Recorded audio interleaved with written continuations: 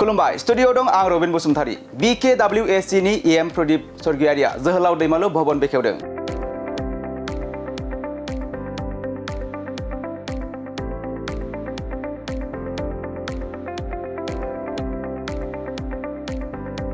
सौरफोथार समज जिल्लानि सिङाव थानाय MB गामि पन्चायतनि लक्ष्मी कसारी गामिया आसाम नागालेण्ड रायजोनि सिमाजों नांजाबना थानाय एबा जोबथा आसामनि गंसेल' बर' गामि आरो बे गामिया गलाघाट जिल्लानिनो गंसे गिदिरथार गामि जाय गामियाव गासै 100 निबो बांसिन बर' नखरफोरा रायजो जाबोगासिनो दं।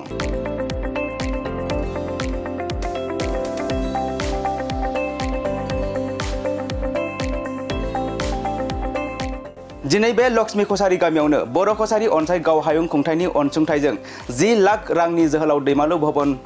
मुं होनानै गंसे न' लुनाय जादोंमोन आरो बे जोहोलाव दैमालु भवन न'खौनो बर' कसारी अनसाय गावहायुं खुंथायनि मावफुं सोद्रोमा प्रदीप सरगियारिया रायजो राजाफोरनि थाखाय बेखेवना होबाय।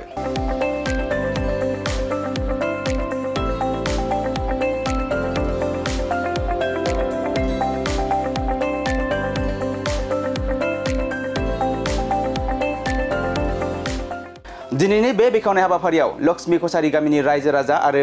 गामि दैदेनगिरिफोरजों लोगोसे न'कुथि ओनसोलनि गोबांथार गुबुन गुबुन आफादनि बिबानगिरि आरो दैदेनगिरि बिथांमोना बाहागो लायो। सौरफोथार समज जिल्लानि सिङाव थानाय MB गामि पन्चायतनि लक्ष्मी कसारी गामिया आसाम नागालेण्ड बर्डारनि मोनसे जोबथारनाय जोंनि आसामनि गामि आरो बियो गलाघाट जिल्लानिनो मोनसे गिदिरथार बर' गामि जाय गामियावनोखि 100 नि खाथियाव बेयाव नखर दङ आरो बे गामिया दिनै 60 बोसोरनिबो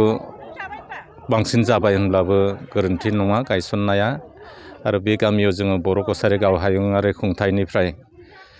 10 लाख रांजों मोनसे न' लुना होदोंमोन। बिथांमोना जोहोलाव दैमालु भवन होननानै बे न'नि मुंखौ आरो बेखौ जोङो दिनै बेखावनानै होबाय। बेखावना होनो हानानै आं थोजासे गोजोननाय मोन्दों आरो बेनि लोगोआवनो मोनसे गोजोनथाव बाथ्राबो बे गामियाव जोंनि सौरफोथार समस्तिनि मानगोनां MLA बिश्वजित फुकन बिथाङा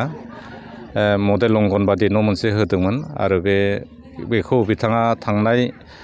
माखासे दाननि सिगाङावनो गायसनदोंमोनब्लाबो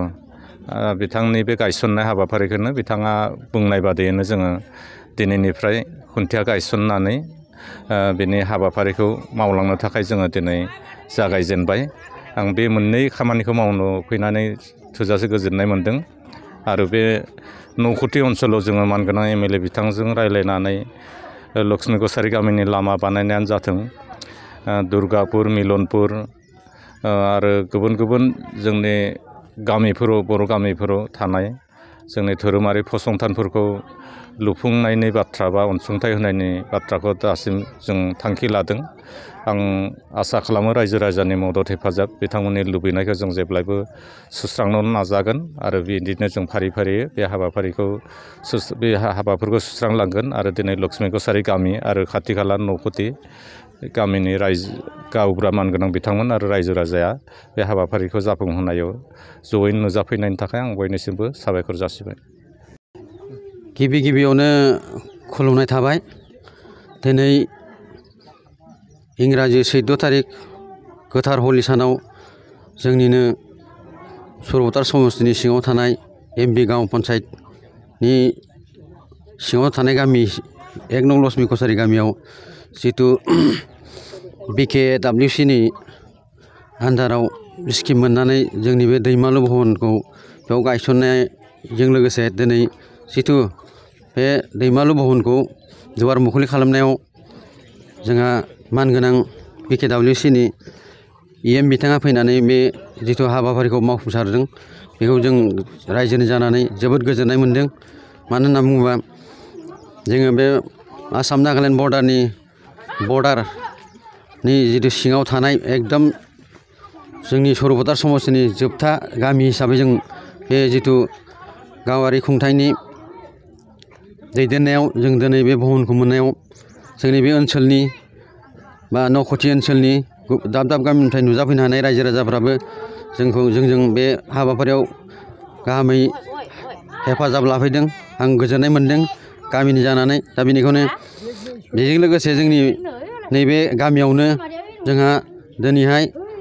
EM बिथाङा फैनानै जोंनि बे गामियावनो मोनसे अंगनबादिनि जिथु बिल्डिं कनस्ट्राक्सन बेखौबो बिथाङा गायसनलांदों बेखौबो जों गोजोननाय मोन्दों मानो होनना बुङोबा जोंनि गामिनि बे बिल्डिं कनस्ट्राक्सना जाहैबाय जोंहा जोंनिनो बे सुरपतार समस्तिनि मानगोनां MLA जोंहा बिस्वजित फुकन सार आरो बे अंगनबादि सेन्टारखौ बिथांनि स्किमाव हमनानै दिनै बे गायसननाय हाबाफारिखौ मावफुंसार होदों दा बेनिखायनो MLA सारखौबो जोङो गोजोननाय रोजा रोजा जासिदों आरो लोगोसे बायदि बिफाननिफ्राय सफैनो हागोन बादि माने बाथ्राफोरखौ जोंहा EM साराबो बुंदों जे लामानि जिथु कनस्ट्राक्सन बा बायदिसिना बिदिनो गिर्जा मन्दिरफोरनि खामानिफोरखौबो EM सारा गावनि खुगाजों दिनै बेखेवनायखौ जोंनि रायजो राजाफोरा जोबोर गोजोननाय मोन्दों आरो लोगोसे बिदिनो जोंनि बे गोग्लैसोनाय बिथरा गामि हिसाबै EM सारा जिथु गावनि खुगाजों बुंदों जोंनि रायजो राजाया माखासे उन्नयन खामानिफोरखौ मावफुंसारलांगोन होनना बुंदों दा बेखौबो जोंनि रायजोआ गोजोननाय थाबाय बेनिखायनो आं बारा गोलाव बुंनो सानाखिसै आं एसेखौनो बुंनानै आंनि बिबुंथिखौ